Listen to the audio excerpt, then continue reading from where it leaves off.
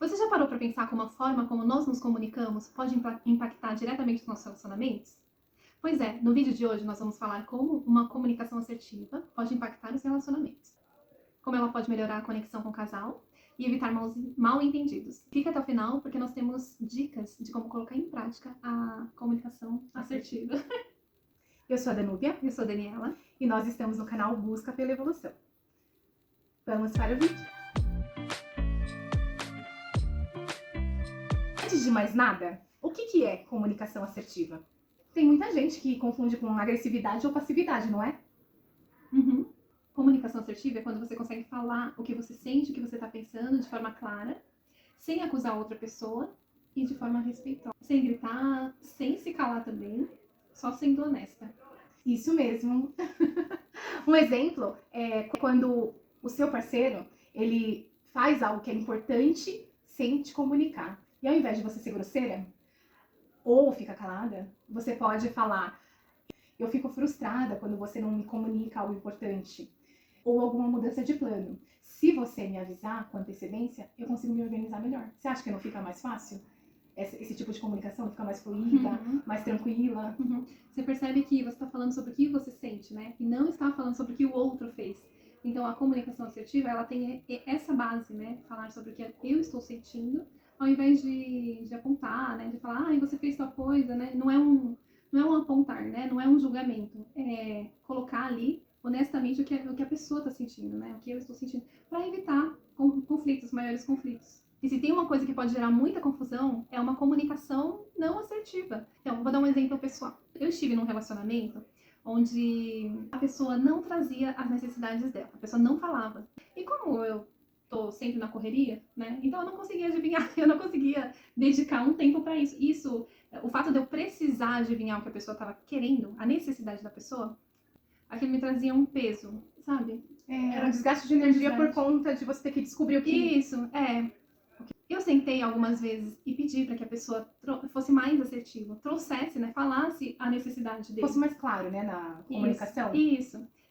E a gente, ali naquela conversa, a gente combinava, só que eu não conseguia fazer essa construção de, eu preciso que você faça isso ou aquilo. Não, ele sempre trazia uma comunicação como se... indireta? Como se eu tivesse que descobrir a necessidade dele. Ele trazia sempre uma informação e um julgamento. Era a linha de base da comunicação dele. Então, vou dar um exemplo. Eu queria fazer um curso e eu tinha ali uma opção de escolas, lugares para fazer o curso. E como ele tinha mais conhecimento, então ele poderia me indicar tal curso, um curso ou outro.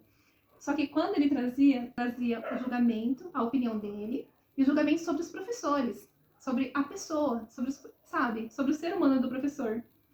E aquilo não era uma coisa que... Eu não queria saber quem era o professor, eu queria saber do curso, eu queria fazer o curso, eu queria a informação.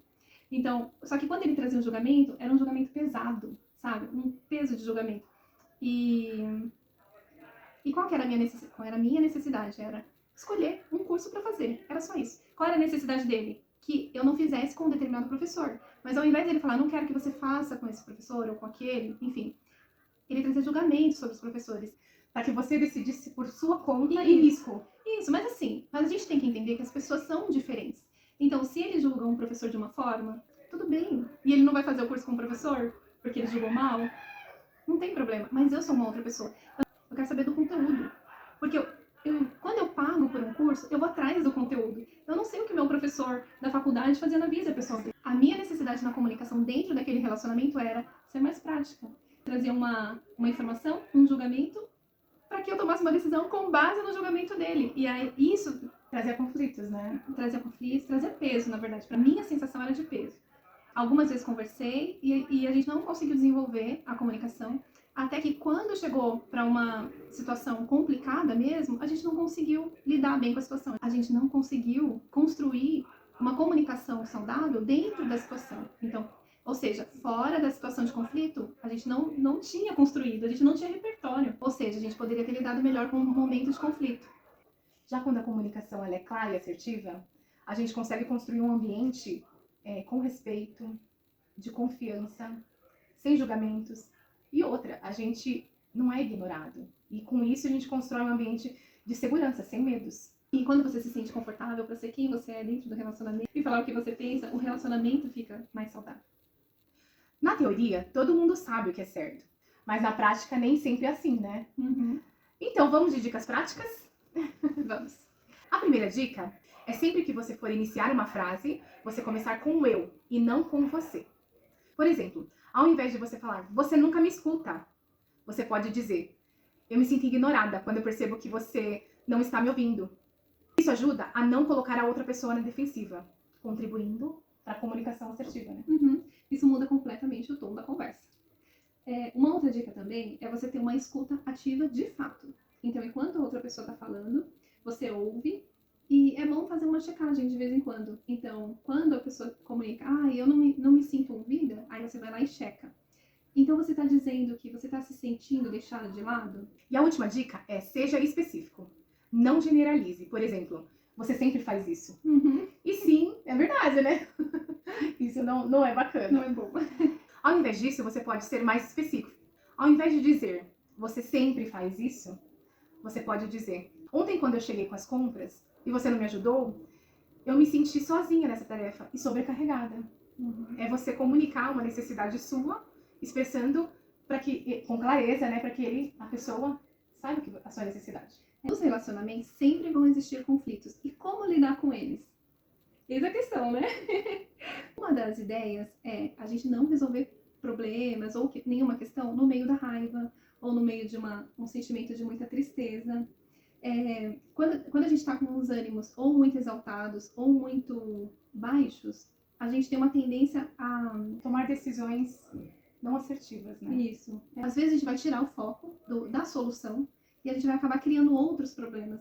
Então, por isso, enquanto você não estiver pronto para conversar sobre o assunto em questão, de forma racional, fora de uma forte emoção, então você não deve conversar, né? Tem que esperar os ânimos se acalmarem para depois retomar o assunto. É claro que quando você retomar o assunto, talvez você vai se exaltar novamente, mas a intensidade da emoção vai ser diferente no momento que aconteceu e para um outro momento, né? Então, a tendência é você conseguir conversar e resolver o problema de uma forma mais tranquila. E é importante também você não se concentrar em atacar a pessoa, e sim em resolver o conflito. A comunicação assertiva é uma das chaves para construir um relacionamento saudável e duradouro. Ela permite que você se expresse de maneira sincera, sem ferir o outro, criando um espaço para um diálogo construtivo. Se você quiser saber mais sobre como construir um espaço seguro para o seu relacionamento, assista esse vídeo que vai estar aqui nos cards.